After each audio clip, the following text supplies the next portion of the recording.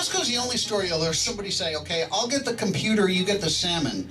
My next guest wrote comedy for some of the biggest names in television. He was chief monologue writer for David Letterman on Late Night, wrote for Jay Leno on The Tonight Show, and many others. He's also a very funny stand-up himself in his own right. Writing for his own act is very different from writing comedy for others. Let's find out why. Please welcome Mr. Gabe Abelson. Gabe, how are you? All the way from lovely Los Angeles. I'm doing great, Grover, and it is such a kick to see you because it's got to be 25 years since we last worked at least it's haven't aged a bit. Yeah, Still you look and me like both. your headshot.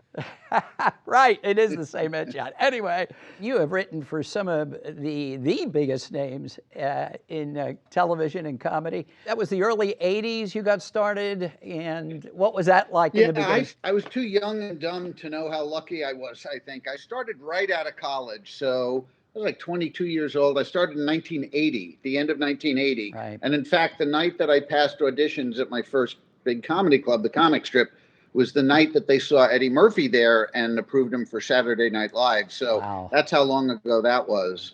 When did you and how did you evolve into a comedy writer? How different was that? How, when you started writing for others? Well, it was one of these, typical showbiz stories, how I kind of fell into it. I was doing audience warm-up for Bill Maher's show years and years ago in New York, Politically Incorrect. Mm-hmm. And I watched his monologue one night, and I don't know why, just something clicked. And I said to the executive producer, if I have an idea for Bill's monologue, can I, what do I do? Do I tell you to tell him? He says, well, we have a fax team, and you can fax to the show, and it's sort of a thankless job because Bill only does 6 jokes. And so you're hoping that if you sell one joke as a freelancer, you make $50. I figured out, what the heck, I'm a comic. I have nothing to do during the day. I'll try it. So I tried it, and the very first night I tried it, half of the monologue was mine, 3 of the 6 jokes. Wow. And it was more exciting than anything that had happened in my stand-up career. Just the money, it wasn't an issue at all. But just to see somebody doing my joke on national TV. I did this for a couple weeks, and I got so many jokes on, they put me on a retainer. Meaning, we're not giving you a staff job. You've never worked in TV before, but we'll guarantee you whatever it was, $400 or $500 a week to send jokes because I had proved I was of value to them. And so that's how it started. Then they moved to LA, where I did end up as a staff writer eventually. And in fact, that's the show that brought me out to LA when they went to ABC. But then the similar thing happened with Letterman, where I was doing a one-nighter with the wife of the guy who was the head monologue writer for Letterman. Mm-hmm. And I showed her some of my jokes. She said, these are great. Send them to Bill. I sent them to her husband. He approved me for the fax team. Then I was on a retainer. One day, out of nowhere, he calls me. He says, I'm leaving the show to write a book. Would you be interested in my job? I've been on the road for 17 years. No, I'm not interested in being. Yeah. My career happened so quickly in TV. I saw that here's a skill I didn't even know I had. I never even considered pursuing. And it was something that I probably did better than stand-up, which was writing for other people. Mm-hmm. Half of stand-up is about who you are and just tearing back the layers of the onion, revealing your soul and your pain. And I was never comfortable with all that. There's none of that in late night. So stand-up is all internal, really. And monologue, late night TV monologue, is all external. It's all observing the world around you. And really half the joke is written for you as a late night writer. The topics are in the news. Now you just come up with the punchline for it.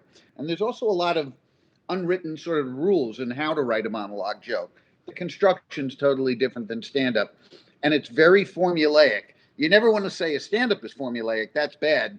But in late night, it's got to be formulaic. There's a template. You hear a certain rhythm that all the hosts have in telling a joke. Da-da-da-da-da. Or as we call it, blank. Da-da-da-da-da. Apparently, there are these formulas, and I teach it. I've been teaching when I'm not writing. I've been teaching for about 25 years, from people that are beginners to people that already have Netflix specials. I always thought, wow, that has to be really kind of scary when you have to write every night and you have a deadline, and how many jokes would, say, David Letterman or Jay Leno use? Jay did a lot of jokes in the monologue, probably 25 jokes, maybe 20 jokes. Dave did 8 every night. So, and I would write, before I was on staff, I would write about 25 or 30 in a couple of hours. However, my brain is wired, it's wired for monologue jokes. And again, because they're formulaic and there's a specific construction, I sort of know immediately where the angle is. And to put it, if I had to define it, most monologue jokes in late night are two or more distinctly separate ideas tied together in a funny and unusual way. And when you find the funny way to tie it together, that's when the joke sort of writes itself. Right. And then the key to a great monologue joke is also having the surprise at the very end. And this is a mistake a lot of beginning monologue writers make. And one of the reasons I think I enjoyed writing for Dave the most was because most hosts don't have themselves be in the joke, don't really do much self-referential stuff, but Dave did a lot. And he was always the butt of the joke. And in fact, maybe one of my other favorite moments in my career is after Dave had that heart surgery and he came back to the show, I had the closing joke that night, and it was across the first 2 pages of the New York Post, which was really exciting. And again, this is a joke that would only work for Letterman. And the joke was, he said, when I found out I needed a quintuple bypass. My career flashed before my eyes. And I'll tell you something, it was mostly awkward silences. Which is a very Dave self-deprecating joke. That joke wouldn't work for Seth Meyers. It wouldn't work for Jimmy Kimmel. So in that sense, it was a very identifiable voice to write in. Right. And I just took to it immediately. To this day, I still tend to write in Dave's voice more than anybody else.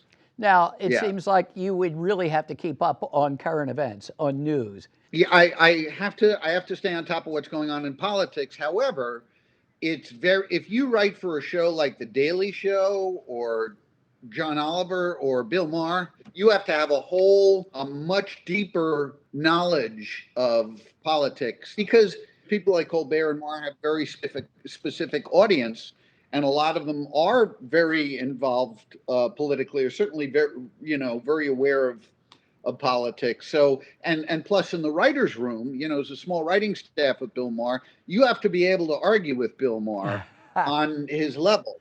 Wow. So you've written for practically all of the talk show hosts. Wrote for them. I was a head writer on the Tom Green Show, which was a lot of fun because it was totally different than anything else I've ever done. I co-created the show, The Mind of Mencia, that was on Comedy Central for a few years too. So I've bounced around a lot. But Letterman was the longest I was at a show. I didn't realize, because it was my first gig, how long it is to be at a show like that. I was there 5 years. That's good, right, in this business. Yeah. Well, Gabe, I want to thank you so much. Keep at it. Keep training the next generation of comedy writers, because goodness knows we need comedy, right? The writing and the delivery. Do. Thanks for asking me on, Grover. Same It was here. really fun. Gabe Abelson, a man who knows that funny is a serious business, especially when you're writing jokes for TV's comedy icons.